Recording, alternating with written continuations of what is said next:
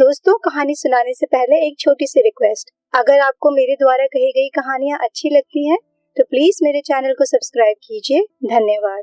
दोस्तों, एक मशहूर चाइनीज कहावत है जिसमें कहते हैं, ईश्वर जब हमें पैदा करता है तो पैदा करने से पहले हम सब के कान में कुछ कह देता है कि तुम सबसे अच्छे हो, और हम सब लोग इसको सत्य मान लेते हैं।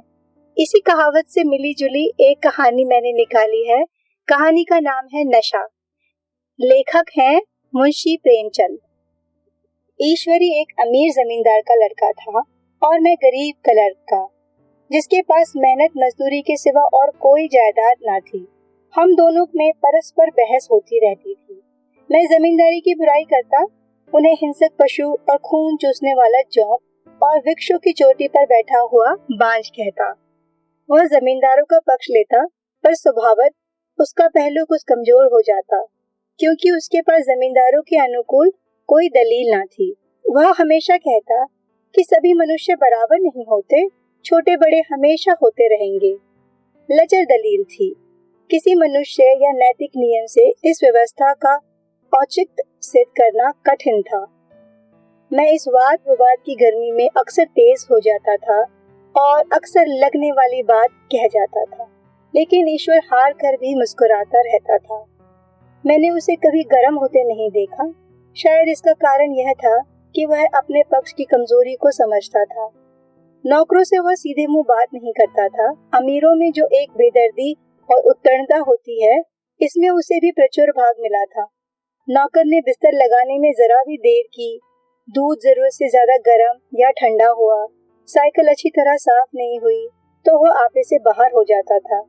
सुस्ती या बदतमीजी उसे जरा भी बर्दाश्त न थी, पर दोस्तों से और विशेषकर मुझसे उसका व्यवहार सौहार्द और नम्रता से भरा हुआ होता था। शायद उसकी जगह अगर मैं होता तो मुझ में भी वही कठोरताएं पैदा हो जाती जो उसमें थी, क्योंकि मेरा लोक प्रेम सिद्धांतों पर नहीं, निजी दशाओं पर टिका हुआ था। लेकिन वह मेरी जगह होकर भी शायद अमीर ही रहता, क्योंकि वह प्रकृति से ही विलासी ऐश्वर्य प्रिय था।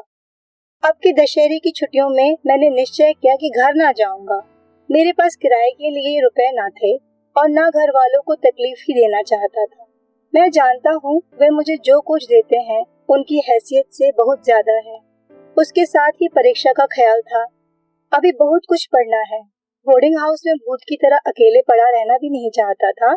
इसीलिए जब ईश्वरी ने मुझे अपने घर का न्योता दिया तो मैं बिना आग्रह के ही मान गया। ईश्वरी के साथ परीक्षा की तैयारी खूब हो जाएगी। वह अमीर होकर भी मेहनती और ज़हीन है। लेकिन उसने उसके साथ ही कहा, लेकिन भाई एक बात का ख्याल रखना, वहाँ अगर जमींदारों की निंदा की तो मामला बिगड़ जाएगा और मेरे घर वालों को बुरा लगेगा। वह लोग तो असामियों पर इसी दावे से शासन करते हैं कि ईश्वर ने असामियों को उनकी सेवा के लिए ही पैदा किया है। असामियों में मौलिक भेद नहीं है, यह उन्हें पता चल गया तो जमींदारों का कहीं पता ही ना लगे। मैंने कहा, तो क्या तुम समझते हो वहाँ जाकर मैं कुछ और हो जाऊंगा? हाँ, मैं तो यही समझता हूँ। तुम गलत समझते हो। ईश्वरी ने इसका कोई जवाब न दिया। कदाचित उसने इस मामले को मेरे विवेक पर छोड़ दिया, और बहुत अच्छा किया। अगर वह अपनी बात पर अड़ता तो मैं भी जिद पकड़ लेता। सेकंड क्लास तो क्या, मैंने तो कभी इंटर क्लास में भी सफर नहीं किया था। अब की सेकंड क्लास में सफर का सौभाग्य प्राप्त हुआ। गाड़ी तो रात को 9 बजे आती थी, पर यात्रा के हर्ष में हम शाम को स्टेशन जा पहुंचे। कुछ देर इधर उधर सैर करने के बाद रिफ्रेशमेंट रूम में जाकर हम लोगों ने भोजन किया। मेरी वेशभूषा और रंग ढंग से पारखी खानसामों को यह पहचानने में अधिक देर न लगी कि मालिक कौन है और पिछलग्गू कौन। लेकिन ना जाने क्यों मुझे उनकी गुस्ताखी बुरी लग रही थी। पैसे ईश्वरी की जेब से गए। शायद मेरे पिता को जो वेतन मिलता है उससे कई ज्यादा इन खानसामों को इनाम इकराम में मिल जाता था। एक अठन्नी तो चलते समय ईश्वरी ने ही दे दिया। फिर भी मैं उन सभी से उसी तात्पर्य और विनय की अपेक्षा करता था जिसे वे ईश्वरी की सेवा कर रहे थे। क्यों ईश्वरी के हुक्म पर सब दौड़ते हैं, लेकिन मैं कोई चीज मांगता हूँ तो उतना उत्साह नहीं दिखाते। मुझे भोजन में कुछ स्वाद न मिला, यह भेद मेरे ध्यान को संपूर्ण रूप से अपनी ओर खींचे हुए था। गाड़ी आई, हम दोनों सवार हुए। खानसामों ने ईश्वरी को सलाम किया और मेरी ओर देखा भी नहीं। ईश्वरी ने कहा, कितने तमीजदार हैं ये सब। एक हमारे नौकर हैं कि कोई काम ही ढंग से नहीं करते। मैंने खट्टे मन से कहा, इसी तरह अगर तुम अपने नौकरों को भी 8 आने रोज इनाम में दिया करोगे तो शायद इनसे भी ज्यादा तमीजदार हो जाएं।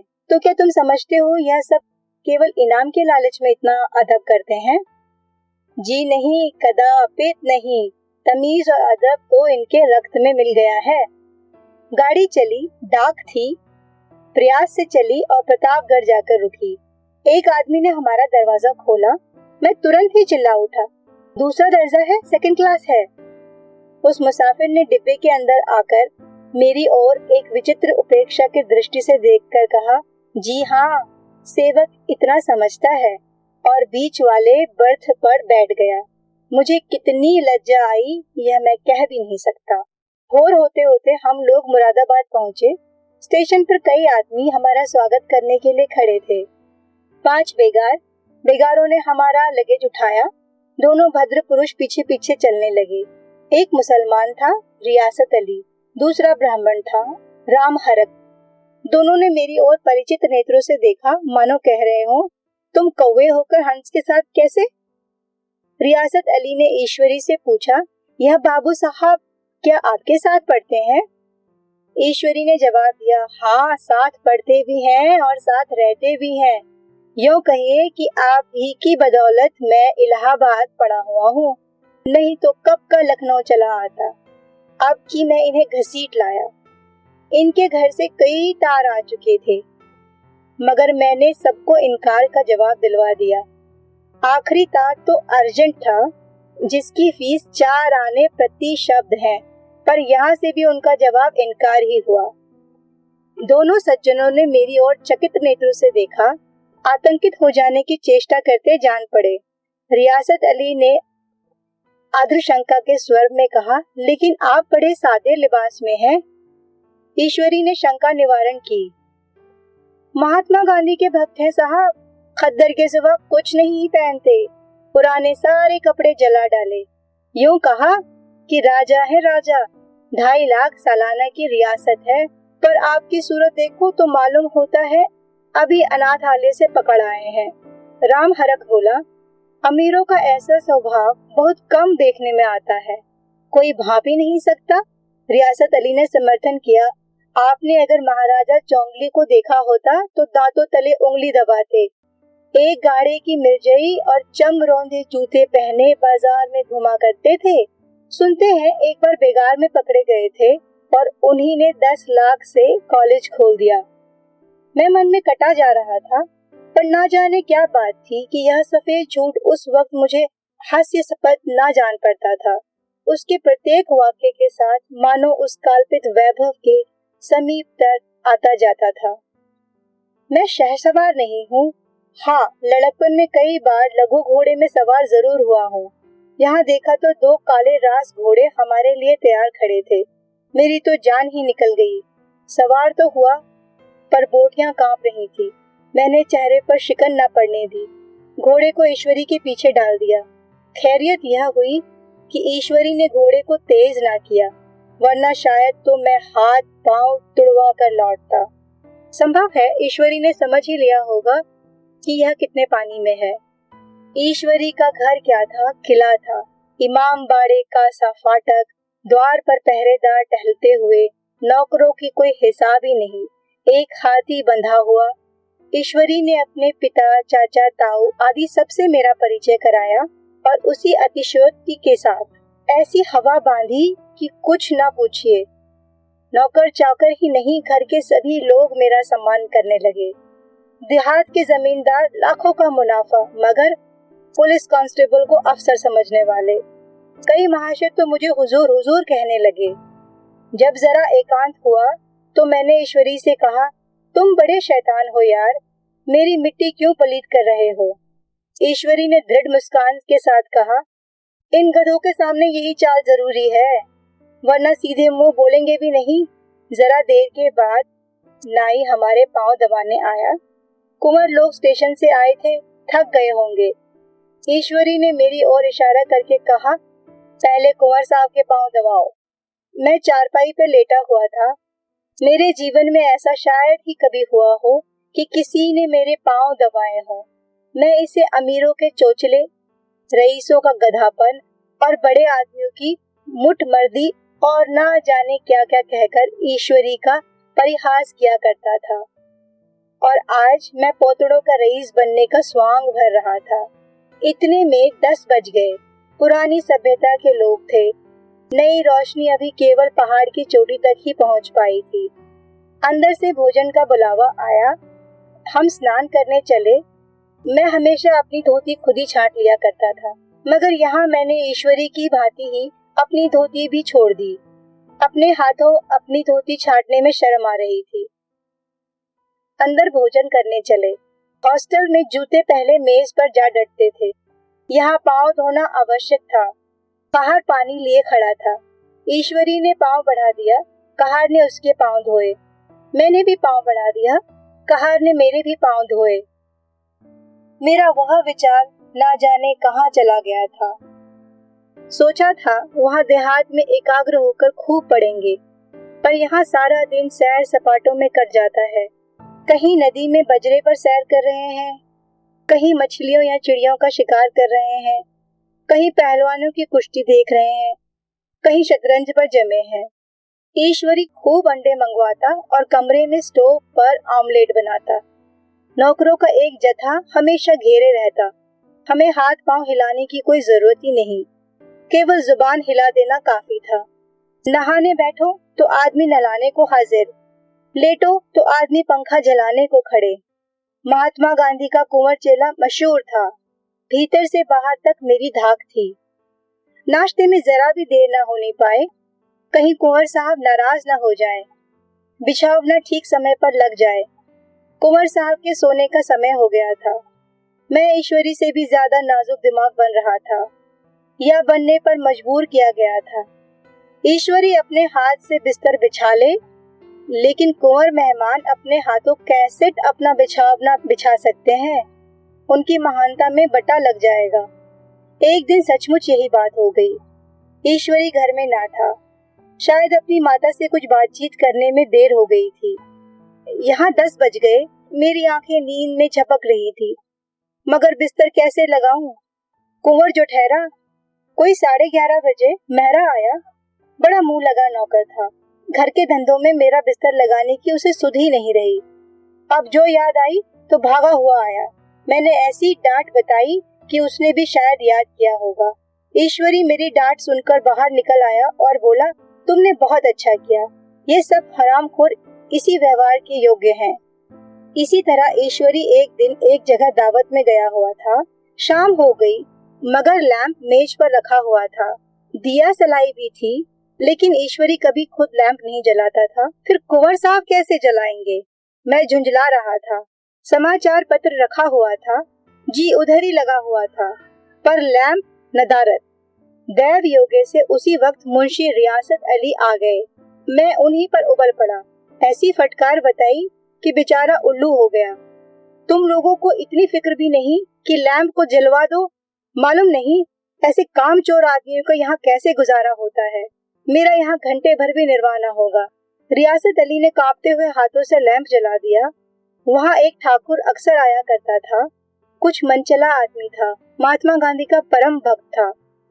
मुझे महात्मा जी का चेला समझकर मेरा बड़ा लिहाज करता था, पर मुझसे कुछ पूछते हुए संकोच करता था। एक दिन मुझे अकेला देखकर आया और हाथ बांधकर बोला, सरकार तो गांधी बाबा के चेले हैं ना? लोग कहते हैं यहाँ स्वराज हो जाएगा तो जमींदार ना रहेंगे। मैंने शान जमाई, जमींदारों के रहने की जरूरत ही क्या है? यह लोग गरीबों का खून चूसने के सिवा और क्या करते हैं? ठाकुर ने फिर पूछा, तो क्या सरकार सब जमींदारों की जमीनें छीन ली जाएंगी? मैंने कहा, बहुत से लोग तो खुशी से दे देंगे। जो लोग खुशी से ना दे सकेंगे उनकी जमीन छीननी पड़ेगी। हम लोग तो तैयार बैठे हुए हैं। जो ही स्वराज होगा अपने इलाके असामियों के नाम हिब्बा कर देंगे। मैं कुर्सी पर पांव लटकाए बैठा था। ठाकुर मेरे पैर दबाने लगा, फिर बोला, आजकल जमींदार लोग बड़ा जुल्म करते हैं सरकार। हमें भी हुजूर अपने इलाके में थोड़ी सी जमीन दे देना, तो चलकर वहीं आपकी सेवा में रहेंगे। मैंने कहा, अभी तो मेरा कोई इख्तियार नहीं है भाई, लेकिन जो ही इख्तियार मिलेगा मैं सबसे पहले तुम्हें बुलवाऊंगा। तुम्हें मोटर ड्राइविंग सीखनी पड़ेगी, ड्राइवर बना लूंगा। सुना उस दिन ठाकुर ने खूब भंग पी और अपनी स्त्री को खूब पीटा और गांव महाजन से लड़ने पर तैयार हो गया। छुट्टी इस तरह तमाम हुई और हम फिर प्रयाग चले। गांव से बहुत से लोग हम लोगों को पहुंचाने आए। ठाकुर तो अब हमारे साथ स्टेशन तक आया। मैंने भी अपना पार्ट खूब सफाई से खेला और अपने कुबेर चौरित विनय और देवते की मुहर हर एक हृदय पर लगा दी। जी तो चाहता था हर एक नौकर को अच्छा इनाम दूं, लेकिन वह सामर्थ्य कहाँ थी। वापसी टिकट था ही, केवल गाड़ी में बैठना था, पर गाड़ी गई तो ठसाठस भरी हुई। दुर्गा पूजा की छुट्टियां भोग कर सभी लोग लौट रहे थे। सेकंड क्लास में तिल रखने तक की जगह न थी। इंटर क्लास की हालत तो उससे भी बदतर। यह आखिरी गाड़ी थी, किसी तरह रुक ना सकते थे। बड़ी मुश्किल से तीसरे दर्जे पर जगह मिली। हमारे ऐश्वर्य ने वहां अपना रंग जमा लिया, मगर मुझे उसमें बैठना बुरा लग रहा था। आए थे आराम से लेटे लेटे, जा रहे हैं सिकड़ कर। पहलू बदलने तक की भी जगह ना थी। कई आदमी पढ़े लिखे भी थे, वे आपस में अंग्रेजी राज्य की तारीफ कर रहे थे। एक महाशय बोले, ऐसा न्याय तो कहीं राज्य में नहीं देखने को मिलेगा। छोटे बड़े सब बराबर, राजा भी किसी पर अन्याय करे तो अदालत उसकी गर्दन दबा देता है। दूसरे सज्जन ने समर्थक किया, अरे साहब, आप खुद बादशाह पर दावा कर सकते हैं, अदालत में बादशाह पर भी डिग्री हो जाती है। एक आदमी जिसकी पीठ पर गठर बंधा हुआ था, कलकत्ते जा रहा था। कहीं गठरी रखने की जगह ना थी, पीठ पर बांधे हुए था। इससे बेचैन होकर बार बार द्वार पर खड़ा हो जाता था। मैं द्वार के पास ही बैठा हुआ था। उसका बार बार आकर मेरे मुंह को अपनी गठरी से रगड़ना मुझे बहुत बुरा लग रहा था। एक तो हवा यूं ही कम थी, दूसरे उस गंवार का आकर मेरे मुंह पर खड़ा हो जाना मानो मेरा गला दबाना था। मैंने कुछ देर तक तो जब्त किया। एकाएक मुझे क्रोध आ गया। मैंने उसे पीछे पकड़कर ढेल दिया और 2 तमाचे जोर जोर से लगाए। उसने आंखें निकालकर कहा, क्यों मारते हो बाबूजी? हमने भी तो किराया दिया है। मैंने उठकर 2-3 तमाचे और जड़ दिए। गाड़ी में तूफान आ गया। चारों ओर से मुझ पर बौछार पड़ने लगी। अगर इतने नाजुक मिजाज हो तो अव्वल दर्जे में क्यों नहीं बैठे? कोई बड़ा आदमी होगा तो अपने घर का होगा। मुझे इस तरह मारता तो मैं दिखा देता। क्या कसूर किया था बेचारे ने? गाड़ी में सांस लेने तक की जगह नहीं। खिड़की पर जरा सांस लेने के लिए खड़ा क्या हो गया तो उस पर इतना क्रोध? अमीर होकर क्या आदमी अपनी इंसानियत भी खो देता है? यह भी अंग्रेजी राज है जिसका आप बखान कर रहे थे। एक ग्रामीण बोला, दफ्तर में घुस पावत नहीं, उस पर इतना मिजाज। ईश्वरी ने अंग्रेजी में कहा, what an idiot you are. और मेरा नशा अब कुछ कुछ उतरता हुआ मालूम होता था। धन्यवाद।